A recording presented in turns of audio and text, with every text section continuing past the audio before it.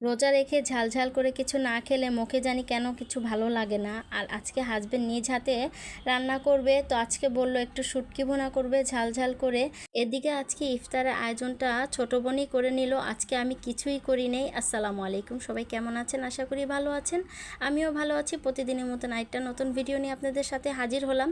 এই তো আবরাবু বলল ঝালঝাল করে শুটকি ভুনা করবে, তো এখানে রসুন আগেই ভেজে নিয়েছি, আর এখানে পেঁয়াজ, টমেটো আর কাঁচামরিচ ছোট ছোট করে একসাথে দিয়ে এখন হলদি মরিচ দিয়ে সুন্দর করে ভালোভাবে কষিয়ে নিচ্ছে। একটু পানি দিয়ে ভালোভাবে কষিয়ে নিল।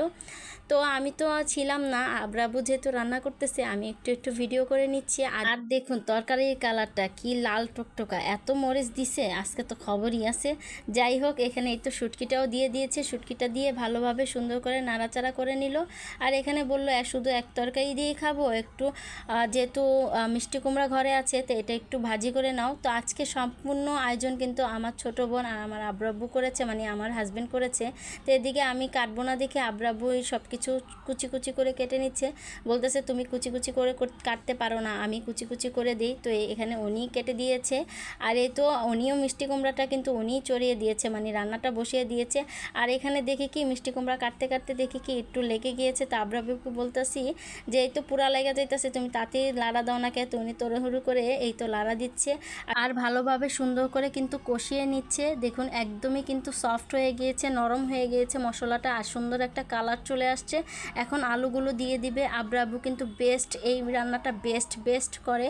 আমাদের ঘরের সবার কিন্তু পছন্দ এই শুটকি ভুনাটা, বিশেষ করে আব্রাবুর হাতের। আমরা খুবই মজা করে মানে এই শুটকি ভুনাটা খাই।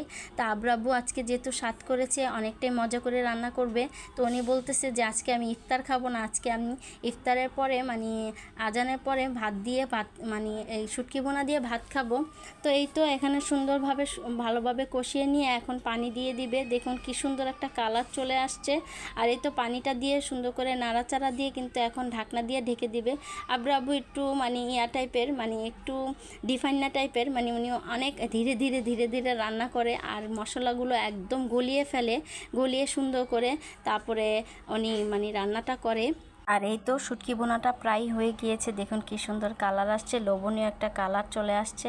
আর এখানে কিন্তু এখন ডিম ছেড়ে দিবে। আব্রাবু এভাবে কিন্তু খুবই পছন্দ করে আর আমাদেরকে অনেক আগেই এভাবে খাইয়েছিল, তাই ভাবলাম যে আজকে আপনাদের সাথে একটু শেয়ার করি।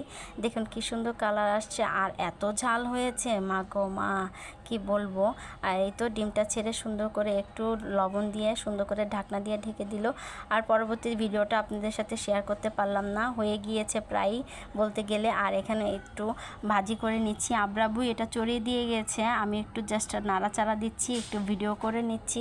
আমার বাসার সামনে একটু ঠুকুর ঠাকুর আওয়াজ হচ্ছে, মানে কাজ চলতেছে, একটু ইগনোর করে প্লিজ দেখে নেবেন। আর এই তো এখানে ছোট বোন ইফতারের আয়োজনটাও করে নিচ্ছে। আসলে মানে আজকে আমি কিছুই করি নেই, রান্না বান্না ইফতারের আয়োজন সম্পূর্ণ ছোট বোন আর হাজব্যান্ড মিলেই করেছে।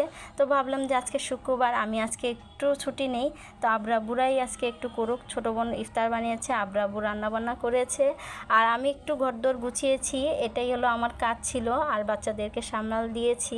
যাই হোক, এখানে এই তো আলুর চপটাও ভেজে নিয়েছে, সাথে কিন্তু পেঁয়াজিটাও ভেজে নিয়েছে।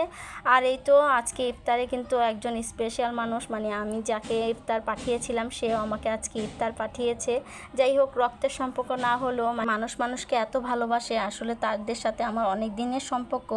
অনেকটাই মানে আদর করে, যত্ন করে। তাদের বাসায় গেলে আমাদেরকেও মানে আমরাও তাদেরকে অনেকটাই বেশি আদর যত্ন করি।